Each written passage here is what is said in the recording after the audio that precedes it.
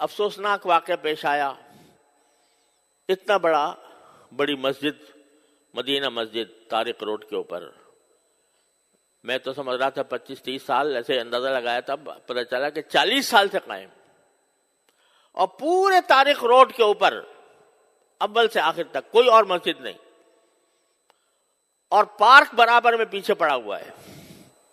اس کے بارے میں حکم دے دیا، ڈھا دو اس کو، پارک بناؤ اس کو. خدا کا خوف کرنا چاہیے. لوگ اس سلسلے میں بڑی غلط فہمی میں مبتلا ہیں.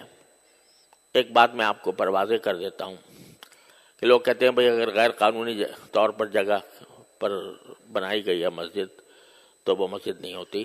یہ صحیح بات ہے، لیکن اس کا مطلب یہ ہے کہ ایک تو اگر کسی کی زمین پر جہاں جائز قبضہ کر کے مسجد بنائی جائے گی وہ بالکل ناجائز ہے، حرام ہے وہ.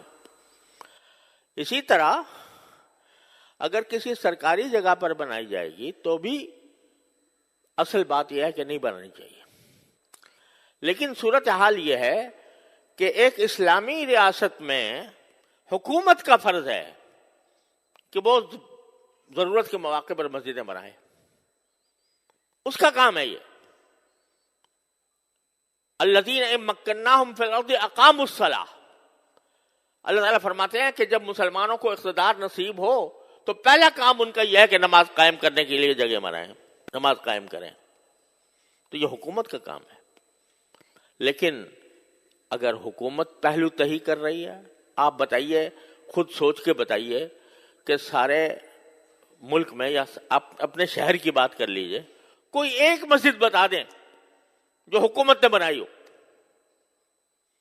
یعنی حکومت نے اپنے خرچے پر تعمیر کی ہو. مندر تعمیر کر لیا، وہاں گردوارہ تعمیر کر لیا سکھوں کے لیے، لیکن کسی مسجد، کوئی مسجد تعمیر کی ہو اپنے خرچ پر، کم از کم میرے علم میں نہیں. تو جب حکومت کوتاہی کر رہی ہے اپنے اس فریضے میں تو کیا مسجدوں سے خالی ہو جائیں شہر؟ اس صورت میں اگر مسلمان کسی ایسی جگہ پر جو کسی کی ملکیت نہیں ہے، سرکاری ہی صحیح، وہاں پر اگر وہ مسجد تعمیر کرتے ہیں یہ ان کا فریضہ ہے. اگر حکومت نہیں کر رہی تو مسلمانوں کا فریضہ ہے کہ مسجدیں بنائیں. اب اس جگہ کہیں دور دور تک پورے شہر، پورے اس میں مسجد نہیں تھی، اور پھر بھی ایسا نہیں ہے کہ ویسے ہی قبضہ کر کے راتوں رات مسجد تعمیر کر دی گئی ہو. واقعہ یہ ہے کہ وہ اس کے لیے انہوں نے سوسائٹی کی اجازت لی، بلڈنگ کنٹرول اتھارٹی سے نقشہ پاس کرایا، اور اس کے بعد وہ مسجد بنی، اور 40 سال سے چلی آ رہی ہے. اور آپ کوئی بھی جا کر دیکھ لو کہ ہر 5 نمازوں کے اندر ہزاروں نمازی نماز پڑھتے ہیں، اور جمعہ میں تو کوئی ٹھکانہ نہیں، وہ چلی آ رہی ہے. آپ کہتے ہیں یہ پارک کی جگہ تھی. ارے بھائی پارک کی جگہ تھی، 40 سال نظر نہیں آیا.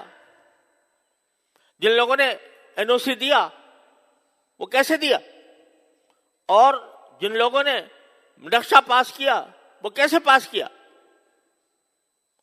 آپ 40 سال کے بعد آ کر کہتے ہیں کہ یہ غیر قانونی ہے.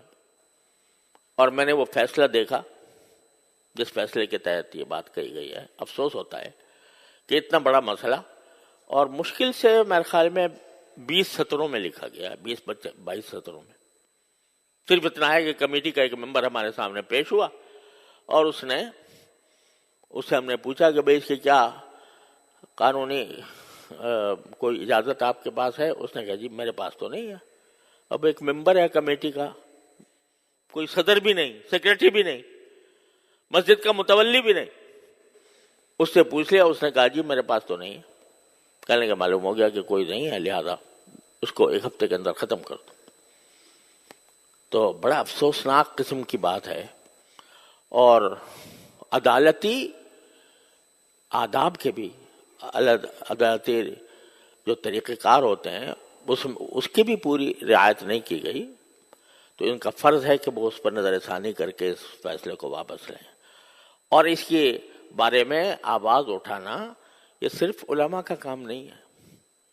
ہر بات میں یہی بولیں بھئی مسلمان بھی تو ہیں، وہ ہر مسلمان کے ذمہ ہے کہ وہ اس بارے میں قانون کے دائرے میں رہ کر، قانون کے دائرے میں رہ کر، لا قانونیت ہم نہیں چاہتے، ہم نے کبھی بھی لا قانونیت کی ترغیب نہیں دی، لیکن قانون کے دائرے میں رہتے ہوئے اس کے خلاف آواز بھی اٹھائیں، اور جو عدالتی طریقہ کار ہے نظر ثانی کا، وہ نظر ثانی کا طریقہ اختیار کریں۔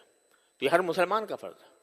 تو یہ نہ سمجھا کریں کہ جب بھی کوئی برائی ہوگی تو بس مولوی ہی بولے گا اور باقی کسی کی ذمہ داری نہیں ہے، ہر فرد کی ذمہ داری ہے۔